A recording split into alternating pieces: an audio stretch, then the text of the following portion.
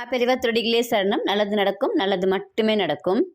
இன்னைக்கு நம்ம என்ன சொல்ல போகிறோம் அப்படின்னா, நம்மளுடைய வேண்டுதல்கள் 11 நாட்களில் நிறைவேறுவதற்கு மகாபெரிவா ஒரு எளிமையான வழியை சொல்லியிருக்காங்க. இப்போ நம்ம வைக்கிற வேண்டுதல் ஒன்றே ஒன்று தான் இருக்கும். நமக்கு 1000 வேண்டுதல் இருக்கலாம். ஆனால் 1000 வேண்டுதலையும் நம்ம ஒரே இதில் வச்சுக்கக்கூடாது. ஒரே ஒரு வேண்டுதல் மட்டும் வச்சு இந்த பரிகாரத்தை செய்யணும். யாருக்கு செய்யணும்? ஆஞ்சநேயருக்கு செய்யணும். வெற்றி நாயகன் இல்லையா அவர்? என்ன வச்சு செய்யணும்? வெற்றிலை.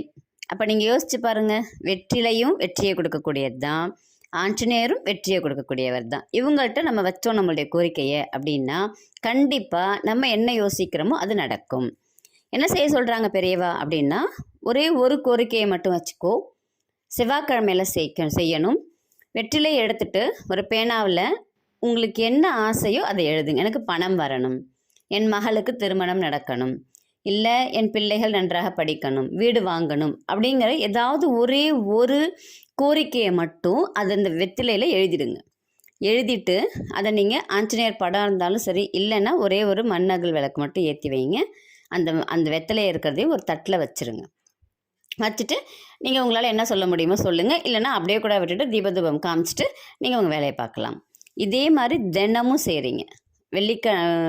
அடுத்த வாரம் வெள்ளிக்கிழமை வரைக்கும் நீங்கள் பண்ணீங்க அப்படின்னா 11 நாள் வரும். செவ்வாய்க்கிழமை ஆரம்பித்து அடுத்த வாரம் வெள்ளிக்கிழமை வரைக்கும் தினமும் இதே மாதிரி ஒரு வெற்றிலையை வச்சு ஆஞ்சநேயரை நினச்சி ஆஞ்சநேயர்கிட்ட இந்த கோரிக்கையை வச்சு வேண்டிக்கிறீங்க.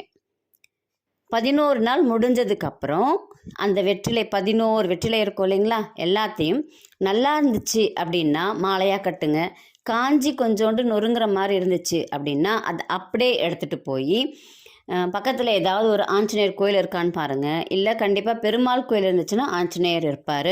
அப்படி இல்லைனா சிவன் கோயிலில் ஏதாவது ஒரு தூணில் ஆஞ்சநேயர் இருப்பார். அவருடைய பாதத்தில் வச்சு இந்த ஒரு செயல், இந்த ஒரு காரியம் எங்களுக்கு நல்லபடியாக நடக்கணும் அப்படின்னு சொல்லி வேண்டிக்கிட்டு வந்துடுங்க. கண்டிப்பாக அதற்கு ஆஞ்சநேயர் துணை இருப்பார்.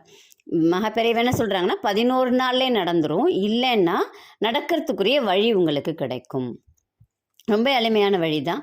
நீங்கள் அதை எடுத்துகிட்டு வந்துட்டு எப்போது நீங்கள் கோயில் எங்கேயாவது போகிறீங்க, குளம் எங்கேயாவது இருக்குது அப்படின்னா கரைச்சிருங்க. கடலை எங்கேயாவது இருக்குது அப்படின்னா கரைச்சிருங்க. இல்லை ஆறு குளம் எதாவது பார்த்தீங்கன்னா கரைச்சி விட்டுருங்க. அவ்வளோதான். நீங்கள் உடனே செய்யணுங்கிறது இல்லை. அதை எடுத்துகிட்டு வந்து வச்சுட்டு கூட நீங்கள் அதுக்கப்புறமெல்லாம் எப்போ போகிறீங்களோ அப்போ கூட நீங்கள் கரைச்சிக்குங்க. ரொம்ப எளிமையான வழி தான். நம்பிக்கையோடு செய்யுங்க. கண்டிப்பாக ஒரே ஒரு பிரார்த்தனையை மட்டும் வைங்க. ஆஞ்சநேயர் உங்களுக்கு வெற்றியை கொடுப்பார். வெற்றிலை வெற்றியை கொடுக்கும்.